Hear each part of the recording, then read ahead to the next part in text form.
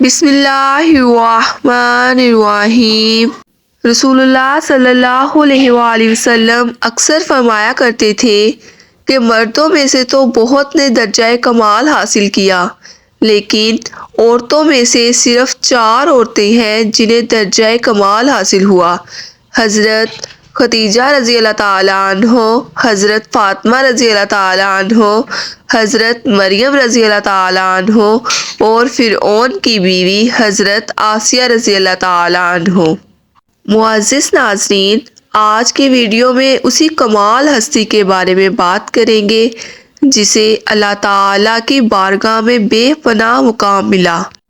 اندازہ کیجئے، جب آپ کے چاروں طرف فرعونی سپاہی اور خود فرعون کی بیوی ہوں تو پھر کلمہ توحید بلند کرنا کیا ہی خوب عظمت اور ہمت کا کام ہے۔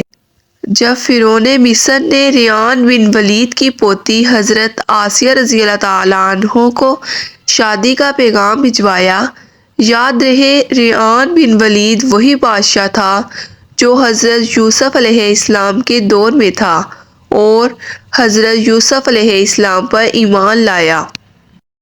جب حضرت آسیہ رضی اللہ تعالیٰ عنہ کو فرعون نے شادی کا پیغام دیا تو ان کے والد اور حضرت آسیہ کو بہت ناگوار گزرا، کیونکہ فرعون پہلے دن سے ہی ظالم بادشاہ تھا۔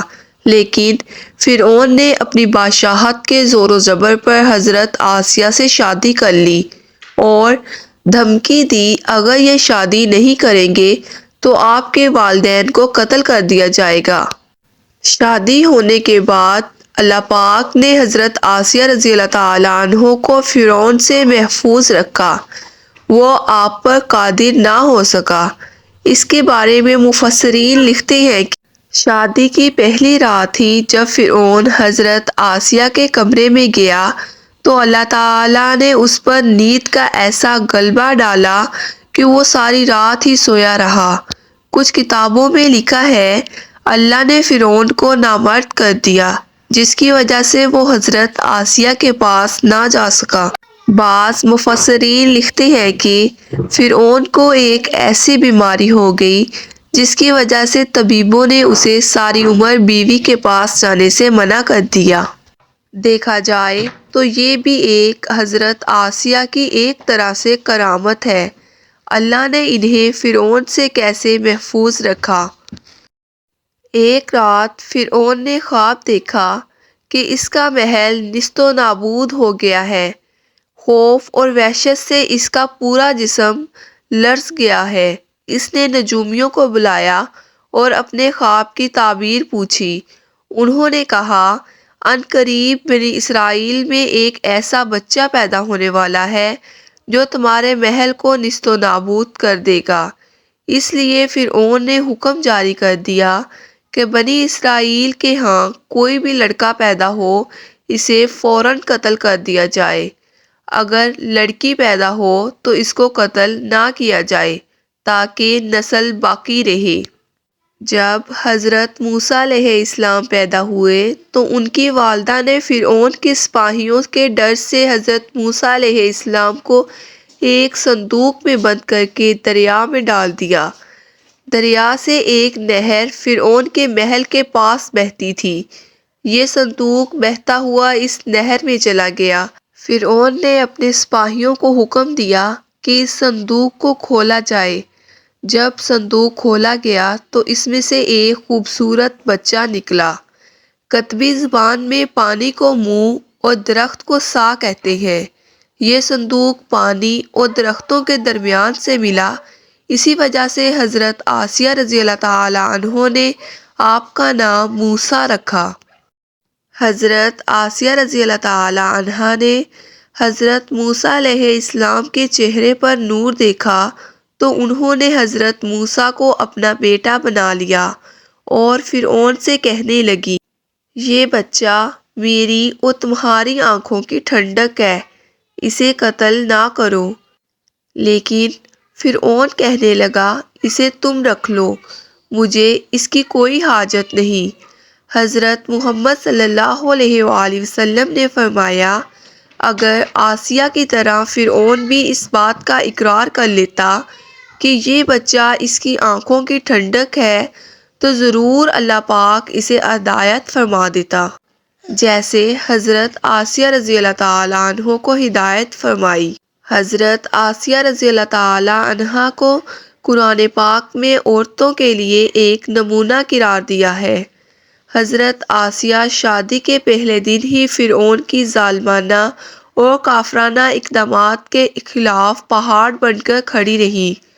جب حضرت موسیٰ نے اعلان نبوت کیا اور محل میں جادوگروں سے مقابلہ کیا تو یہ دیکھ کر حضرت آسیہ حضرت موسیٰ پر ایمان لے آئی۔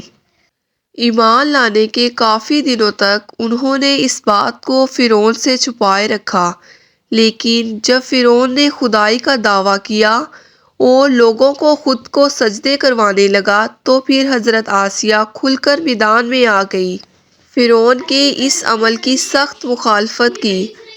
جیسے ہی فرعون کو پتہ چلا کہ میری بیوی موسیٰ کے خدا پر ایمان لا چکی ہے تو اس نے حضرت آسیہ پر ظلم ڈھانا شروع کر دیے، روز دن رات مختلف اذیتیں دیتا۔ فرعون جیسا کافر شوہر بھی اس کے ایمان کو متزلزل نہیں کر سکا۔ حضرت آسیہ رضی اللہ تعالیٰ عنہا فرعون کی تمام کوششوں کو ناکام بنا کر صرف خدائے واحد کی عبادت میں مصروف رہیں۔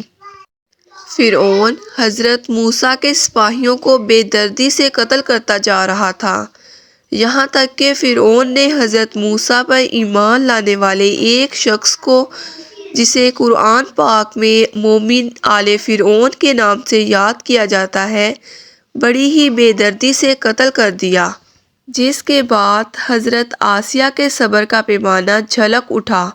وہ کھلم کھلا فرعون کی مخالفت کرنے لگی۔ فرعون نے غیظ و غضب کی آگ میں بھڑک اٹھی۔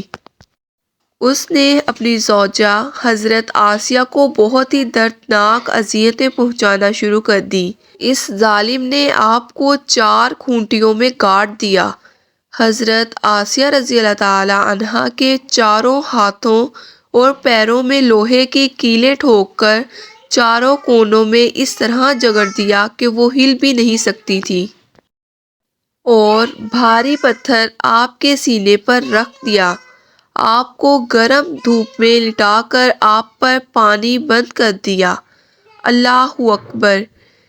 ایک دفعہ ذرا سوچیے تو صحیح دوستو، تن تنہا عورت اور ایک ظالم و جابر شوہر کا محل، ہاتھوں اور پیروں میں کیل ٹھوکے ہوئے، گرم ریت پر لٹایا ہوا اور سینے پر ایک بھاری پتھر رکھا ہوا ہو، پھر بھی حضرت آسیہ رضی اللہ تعالیٰ عنہا ایمان پر عظیم استقلال کے ساتھ قائم رہی۔